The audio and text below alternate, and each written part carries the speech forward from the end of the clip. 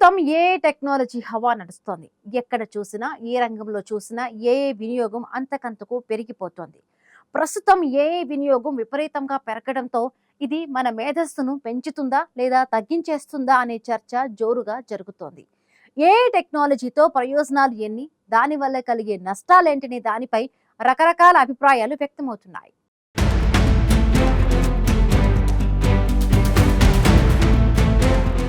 ఇప్పుడు ఎక్కడ చూసినా ఏ టెక్నాలజీ గురించే చర్చ జరుగుతోంది. ఇప్పటి వరకు ఇలాంటివి సాధ్యమవుతాయా అనేటటువంటి అనేక ప్రశ్నలకు ఏ సమాధానం ఇస్తోంది.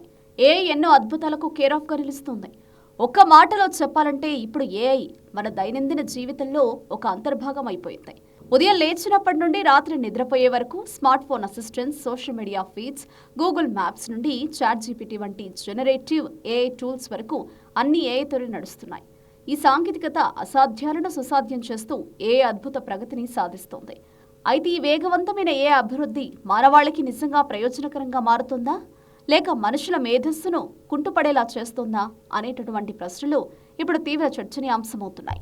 ఏఐతో అతిగా ఆధారపడడం వల్ల మానవ మేధస్సుపై ప్రతికూల ప్రభావం పడుతుందనే అభిప్రాయాలు వ్యక్తమవుతున్నాయి. దీనిని నిపుణులు కాగ్నిటివ్ అట్రోఫీ లేదా మానసిక శక్తి క్షీణతగా అభివర్ణిస్తున్నారు. ఏదైనా విషయంపై లోతుగా ఆలోచించే బదులు వెంటనే ఏఐని అడిగి జవాబు పొందే అలవాటు ఇటీవలి కాలంలో బాగా పెరిగిపోతుంది. దీనివల్ల సమస్యలను విశ్లేషించే, పరిష్కరించే సామర్థ్యం తగ్గుతుంది. మ్యాప్లు, ఫోన్ నెంబర్లు ముఖ్యమైన సమాచారాన్ని గుర్తుపెట్టుకునే అవసరం లేకుండా పోయింది. ఏఐ మీద ఆధారపడడం వల్ల మెదడుకు పని తగ్గి జ్ఞాపక శక్తి మందగిస్తుంది. వ్యాసాలు, చిత్రాలు, కోడింగ్ అన్ని ఏఐతోనే చేయించడం వల్ల మనుషులలోని సహజ సృజనాత్మకత తగ్గి ఏఐ రూపొందించిన కంటెంట్ పైనే ఆధారపడే పరిస్థితి వస్తుంది.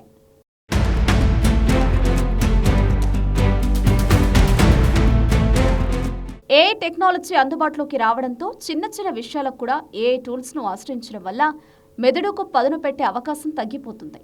ఏఐ వల్ల కలిగే ప్రయోజనాలు అపారమని చెప్పాలి. దీనిని సరైన పద్ధతిలో ఉపయోగిస్తే అది మానవ మేధస్సుకు ఒక సహాయక సాధనంగా మారుతుంది. సమయం పట్టే పనులను ఏ క్షణాల్లో చేస్తుంది. దీనివల్ల మనుషులు మరింత ముఖ్యమైన, క్లిష్టమైన పనులపై దృష్టి పెట్టవచ్చు.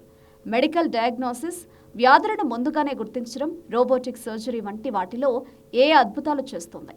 క్లిష్టమైన కేసులలో వైద్యులకు సహాయపడుతోంది. వ్యక్తిగత అభ్యాసంలో ఏఐ ఎంతగానో ఉపయోగపడుతుంది. క్లిష్టమైన విషయాలను సులభంగా అర్థం చేసుకోవడానికి ఇది సహాయపడుతుంది. అంతేకాదు, భారీ డేటాను విశ్లేషించి సరైన నిర్ణయాలు తీసుకోవడంలో ఏఐ అత్యంత ఖచ్చితత్వంతో పనిచేస్తుంది. ఏఐ కేవలం మేధస్సుపైనే కాకుండా సామాజికంగా కూడా సమస్యలను సృష్టిస్తోంది. Content writing, data entry, customer service వంటి ఉద్యోగాలు ఏఐ వల్ల ప్రమాదంలో పడ్డాయి. ఇది నిరుద్యోగానికి దారితీసే అవకాశం ఉంది. అలాగే ఏఐని ఉపయోగించి సృష్టించే డీప్ ఫేక్ వీడియోలు, తప్పుడు వార్తలు సమాజంలో గందరగోళాన్ని, అశాంతిని కలిగిస్తున్నాయి. ఏ వ్యవస్థలకు సొంతంగా నీతి, నియమాలు ఉండవు. అవి పక్షపాతంతో నిర్ణయాలు తీసుకునే ప్రమాదం ఉంది. అంతేకాకుండా సైబర్ దాడులకు ఏఐని ఉపయోగించే అవకాశం ఉంది.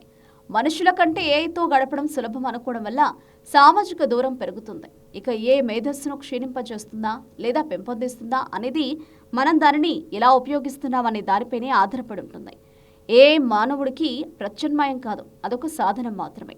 ఏఐపై పరిమితంగా ఆధారపడాలి. క్లిష్టమైన ఆలోచనలు, నిర్ణయాలు తీసుకునేటప్పుడు మనుషుల మెదడును ఉపయోగించాలని నిపుణులు సూచిస్తున్నారు.